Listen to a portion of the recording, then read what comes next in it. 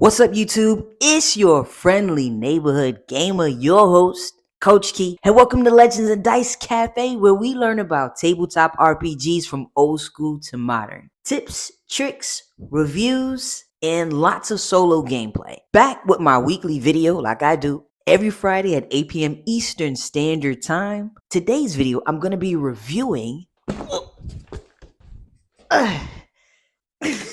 I'm going to be reviewing, this is a heavy book, Dungeon Crawl Classics. It's a pretty thick book, and initially I was intimidated by it, but I'm glad that I took a chance on it because it's a pretty cool system. Interesting. Before we get into that, I wanted to share something with you guys. If you guys would like to further support the channel and gain some pretty cool perks, then come on down and subscribe to my Patreon. I only have one tier on there, but that's just the beginning. Then you'll be able to add some suggestions on what you would like for me to add on to the tier and for the tiers to come. One of the reasons I've been working so hard on practicing my maps is because that's one of the things that I wanted to make sure that I would be able to offer the Patreon subscribers is monthly digital maps that you can use in any of your campaigns, whether you're running D&D 5th edition, White Box, or Cairn, or Dragonbane. And I'm currently working on taking some of the solo adventures that I'm currently playing through and creating and turning them into one-shots. So you'll also get exclusive access once those one-shots are ready, so you can test them out and give me your take and let me know what you think about them and how I can add to what I can add to them to make them even better. Just go on down to the Patreon and check it out. So without further ado, let's get into Dungeon Crawl Classics. So let's get into it. Now, one of the things that I really love about this is the artwork. The artwork throughout the entire book I think is super, super cool. See, very, very dope art. Here go the core mechanics. The core mechanics, it is a D20 system, and you either roll equal to or higher than the DC or AC. You succeed, otherwise you fail. It does have a nice cool section down here. This one has extra dice. It says occasionally a character may roll a die other than a D20 when acting, a D16, D24, or a D30. Didn't even know those type of dice existed until I started to learn about Dungeon Crawl Classics. I'm going to be perfectly honest, and I think it's pretty cool. But in the game, it does show you, say for instance, if you don't have these dice, it does show you the typical dice that you would get in your polyhedral dice. It shows you how to use those to get these, which I think is pretty cool. And how this game is different from what I've played before. It does not use proficiency bonuses, advantage or disadvantage, specific skills, or spell slots.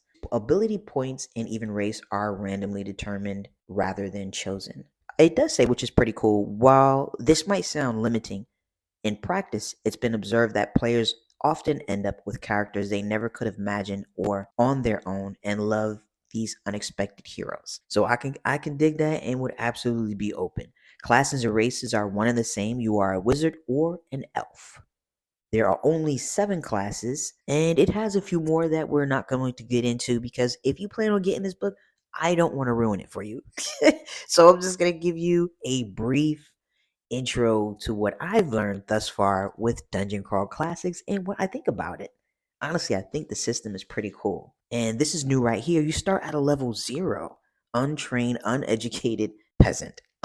It actually, which is cool, interesting and pretty cool, it actually suggests that you roll up multiple 0 level characters, at least 3, possibly more. Don't get attached.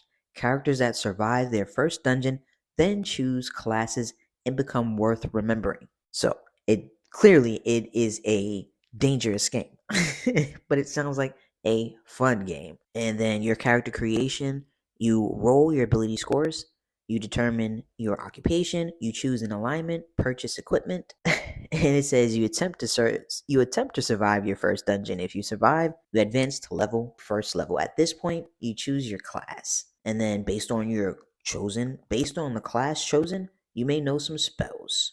And then it goes into your skills. Making a skill check. A skill check is made by rolling a die. If the skill is trained, the character rolls 1d20 for the check. Otherwise, they roll 1d10. And then, of course, you add any appropriate modifiers compared to the difficulty challenge for the task at hand. If roll is greater or equal to DC, the skill check succeeds. Difficulty levels. It feels very familiar. It feels like an extremely simplified version of what feels familiar. A very dangerous simplified version, but I like it. I think it's cool. Look, I'm looking forward to playing a game. And in the meantime, in between time, until I can find a group to play with, I will more than likely be running this solo. And it's got some pretty cool information in here. So you only make a skill check when practical descriptions by the player will not suffice. Next chapter is equipment. See, the majority of this book, honestly, is spells. It's like there's a chart for the spells. We'll get into that in a sec.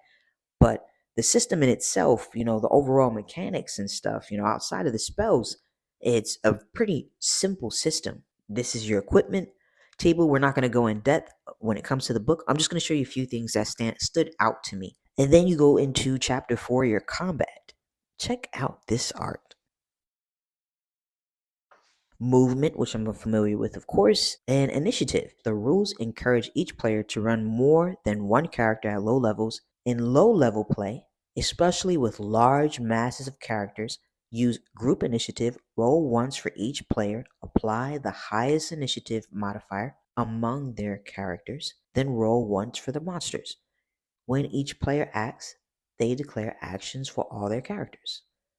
And at higher level play, when each player has no more than 2 characters, use individual initiative by character. Roll once for each character and apply all appropriate modifiers. The highest initiative roll goes first, then the next highest, and so on. So I like that. It gives you those options and tells you when to actually use them. As far as your actions, each round a character or monster may move its normal speed and do one thing for each of the action dice. And the actions a character takes depends on their class.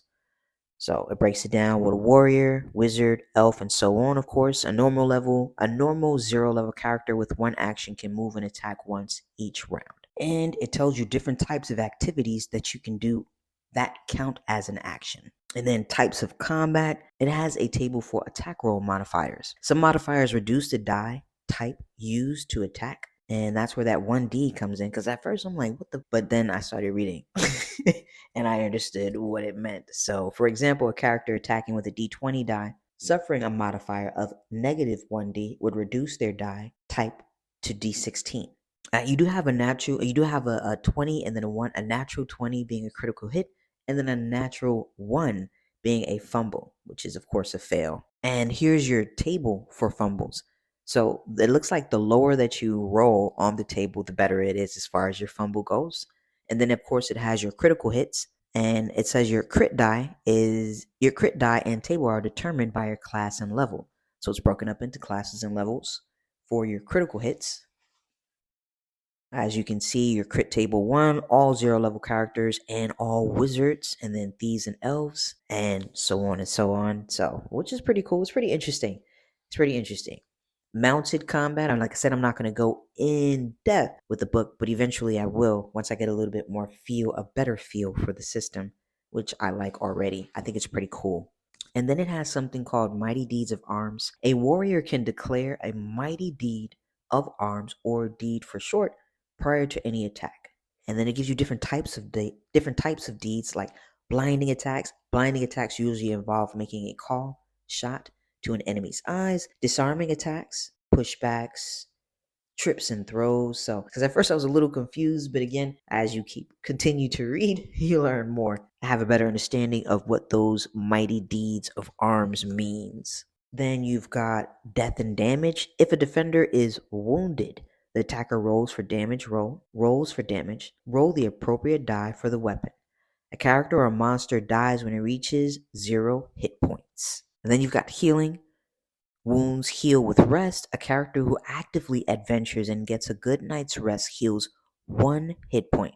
If the character gets a day of bed rest, they heal 2 hit points per night. And I'm going to assume you probably start off with a pretty low amount of hit points if they're telling you to roll up multiple characters. Then, of course, I'm sure that you're familiar with saving throws. Saving throws represent the character's ability to resist extraordinary trauma, whether it's poison, magical flame, or dangerous traps. Just in case you're not familiar with saving throws and you're new to the channel, if you are, thank you. If you're not new, I appreciate the consistent and continue support. And then you've got morale. I thought this was cool. Not all monsters fight to the death. Some flee or surrender. Monster retainers, non-player characters make moral checks at certain times in battle. This determines if they stay to fight or retreat to live another day. Player characters never make moral checks. Their behavior is up to the players, of course. We have something called burning luck.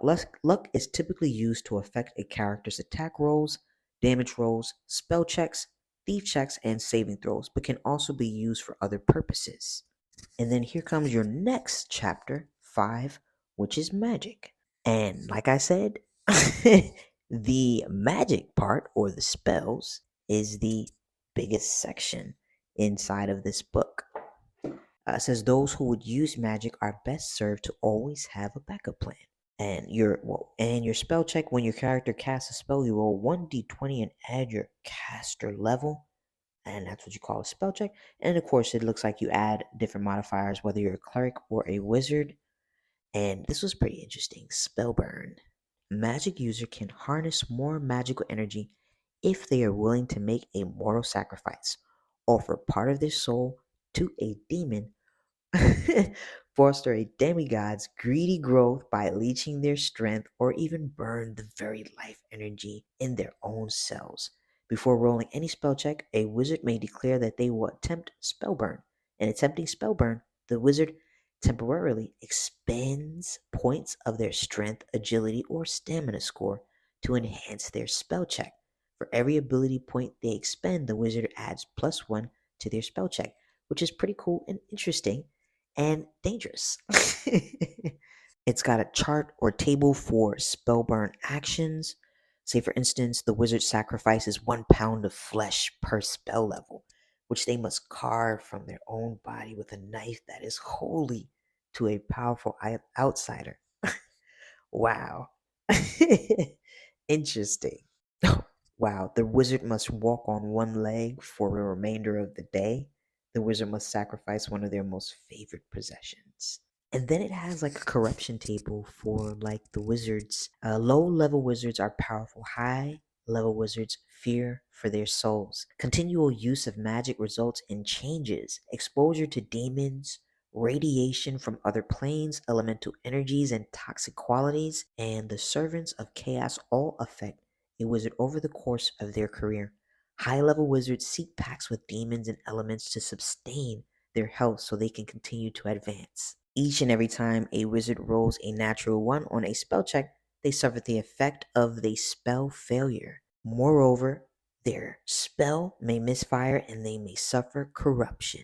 Wow. So not only is a game deadly, right? But using magic, it seems is deadly. It shows you the transition and the corruption it does to its soul. Look at that. That's creepy. And then of course it has a table for your results. It looks like rolling lower is better on here as well.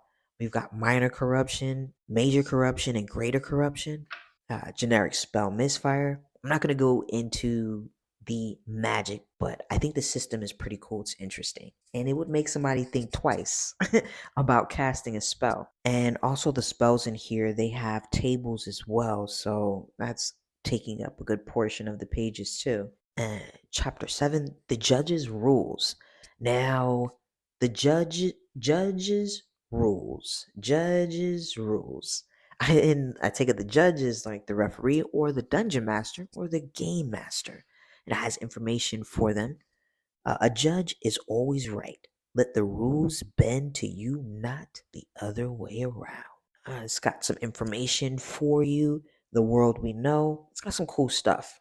And then chapter 8, magic items, curses, languages, a cool section of inspirational reading. And then you've got chapter 9, your monsters. So you've got your monster stat blocks, monster crit tables, shows you how to balance your encounters. So it's got a nice amount of monsters in here and a few other things. But on top of that, it not only comes with the system, also comes with adventures. So you can go ahead and jump into the game. Look at the cool map.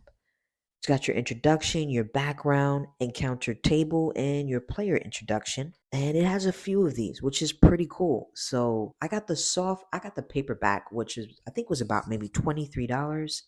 And the hardcover was I think $33.